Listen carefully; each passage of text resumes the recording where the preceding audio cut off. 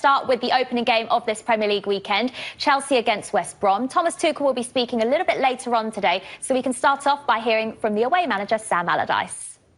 Start with clean sheets. You start that on that basis and then you build from there. He's done that absolutely magnificently. That's not to say that Chelsea are not very entertaining, because the quality of player they've got at the other end, they are. And obviously I'm very jealous about that. But our players have equalled and matched teams like Manchester United here, Liverpool away and Manchester City. So we've got to go and do the same to Chelsea on Sunday, and that is play a very, very good tactical game on actually nullifying their strengths. But there's one thing that's going to be very difficult for us, and that's break down that very good defensive unit he's got. Yeah, it's going to be, look, a tough game for West Brom to come back from the international break too, Karen, isn't it? Because they're facing one of the form teams in the Premier League since Thomas Tuchel has come in, unbeaten in 14 games in all competitions. 2 goals conceded, Jules. 2 goals conceded in that time. An own goal as well. Yeah. Like, it's just what he's done there. Like I said, I think they've not been the attacking flair that we saw under Lampard, but he's shored up the defence and gone back and got an extra body back in that back three, and they've just been unbelievable. And even I was there at the Atletico game, and Atletico didn't even get anywhere near them. They bullied them. They were front-footed. They were aggressive. You know, they just have an element of control now, which I probably didn't see previously. And what he's done is he's never played the same 11 consecutively either, so he's chopping and changing. And whoever he picks, he's getting the job done. So, you know, I questioned him when he first went in. I thought, what's he doing not playing Mount? What's he doing, you know, managing Callum Hudson-Odoi in the manner that he did? But he's got every decision spot on so far, so credit to him. I think a good sign was as well, in one of the recent games before the international break, there was a goal which involved Werner, Ziyech and Havertz, the 3 combined for a goal, so he's getting the best now of the new signs as well. Yeah, when Lampard was sacked, Abramovich put out that statement, didn't he, where he said, look, when I look at the position in the table, I can't see what he described as a sustained path to improvement, which in layman's terms means I don't know where our next win's coming from. But now, when you look at the team, not only are they better defensively, not only are they winning games, not only have they made progress into the latter stages of the cup competitions, but also the players that they bought last summer are making contributions. And so when you talk about those players being involved in goals, that's what you want to see. You want to see where your money's gone. And I think as far as all of those players, even if we look at Havertz, he's only scored 1 goal since November, but he looks to be enjoying his game more. I think next season is going to be incredible. I'm not too worried about the numbers for this season for him, for Havertz. I think next season's going to be the point at which we see just how good they are. But at the moment, the parallels with City, at the start of this run, defensively, that's what they worked on. Diaz, Stones, they just knew their jobs. But it allowed the other players in the positions further forward to express themselves. That's what's happening at Chelsea, and that's why I think they'll be even better next season. Who do you think has been the biggest success of those new signings so far, Karen? Because as Darren's pointed out, it has taken a bit of a while for them to gel, some of them to get fit, to get into the team. There's been issues with COVID as well. But who do you think has been the biggest success of those new signings? I think I agree with Darren. I think Havertz will come good more so next season. I do like him in that number 9 position. I think he starts the press well, he allows the movement. I think Timo Werner's his movement in behind is exceptional. I think he just doesn't adjust his feet quick enough. I think he's so fast, and then when you get to the final third, the best strikers slow down.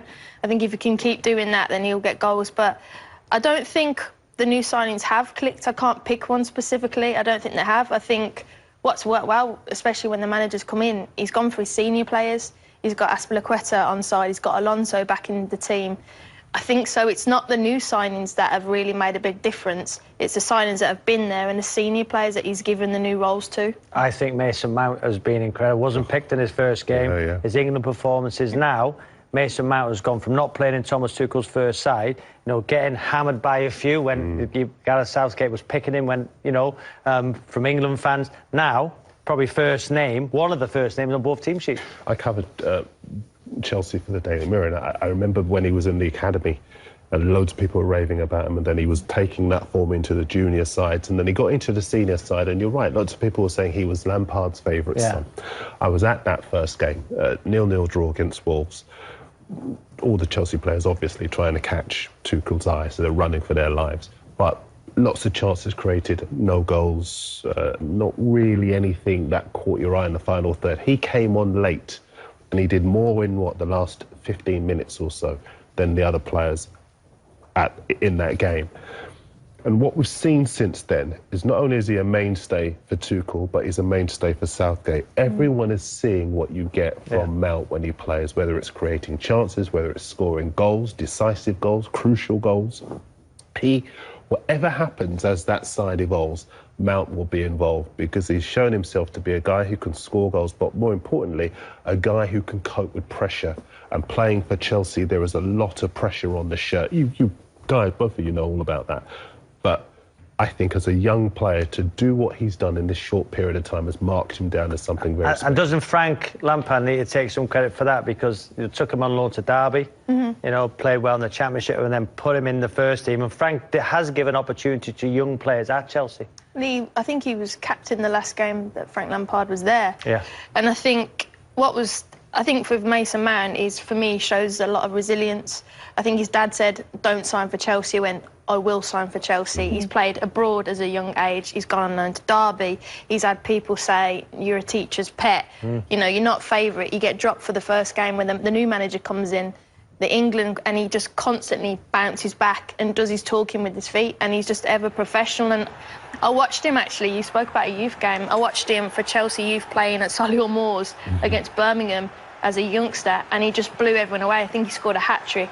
And he's just got class and just oozes in professionalism, and he's outstanding. As you say, Karen, he's let the talking really happen with his performances and when he's on the pitch to silence any doubters that potentially could be out there. And in terms of Chelsea's final stretch of the season then, Darren, they currently occupy that fourth spot. They've got that final Champions League spot as things stand.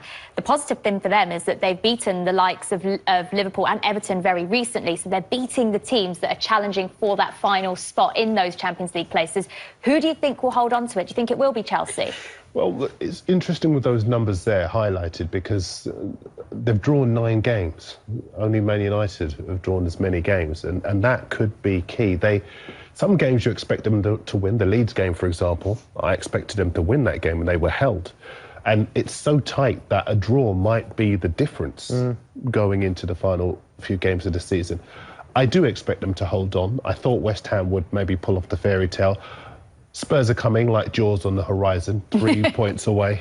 And Jose, you can't write him off. And also Liverpool this weekend, they play Arsenal. If they win and results go their way, they're 2 points off the top 4. So I still think it will go to the wire. I don't think Everton are involved or any other team. I think it's that top 7 now. Yeah.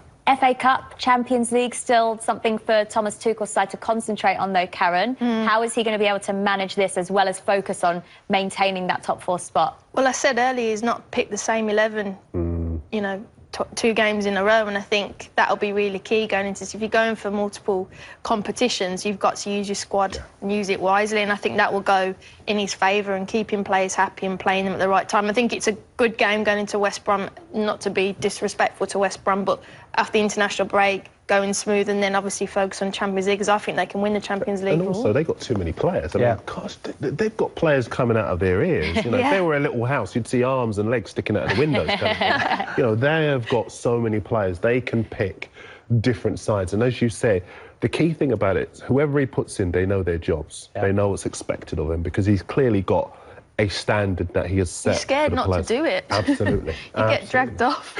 As for West Brom, Big Sam, it's going to be his first relegation, isn't it, as a manager? Yeah, I mean, I looked at him talking there, and, you know, he always talks a good game. But the big problem at West Brom is this. Last summer, when they came up, they should have invested better, and they didn't. And Bilic has paid for that with his job. They've brought in Allardyce to get them out of trouble, but the quality just isn't there. Defensively, they've managed to do a little bit better, but now they can't score goals. Only 1 in their last 5 matches. So first start of the day, Dazzler. There it is. I was trying not to. Statman Daz. I was so trying not to, but I think as far as the numbers are concerned, you can see why they're finished. I mean, for the rest of the season, it's going to be a case of Allardyce probably being the best performer at West Brom, because he does talk a wonderful game, but they can't put the ball into the net. And as you both know, if you can't do that, you can't win football matches. Do you remember the match earlier this season, Karen? They were 3-0 up against Chelsea, and they ended up drawing the game. It ended up 3-3, and that was very early on in the season. Scoring 3 goals, it kind of doesn't. You don't really associate that with this current West Brom side. But is it results like that early on in a season that can really damage you going forward? Yeah, it can obviously mentally affect you, but I think over that one game, they've been poor in a lot of games, really. And I think that the signings that he brought in have made a big difference, but the same as what Darren says, they needed a lot more players and more high-quality players, and you finish where you're meant to finish because of the course of the season, not because of one individual game. Yeah, does it sound then quite one-sided prediction-wise for this one then, Robbie? Let's see what Karen and Darren think. What's the score going to be? Chelsea win 3-0. 3-0? I think Chelsea win 2-0. I don't think they're scoring that many goals, and I think defensively they're okay at West Brom, but offensively they don't score goals, and I think Chelsea will find a way through. 2-0. All right, well, we'll see what Robbie thinks a little bit later on with Robbie's predictions later. Let's move on to another match now. It's Leicester taking on Manchester City, third versus first. Let's hear from both managers, Brendan Rodgers and Pep Guardiola.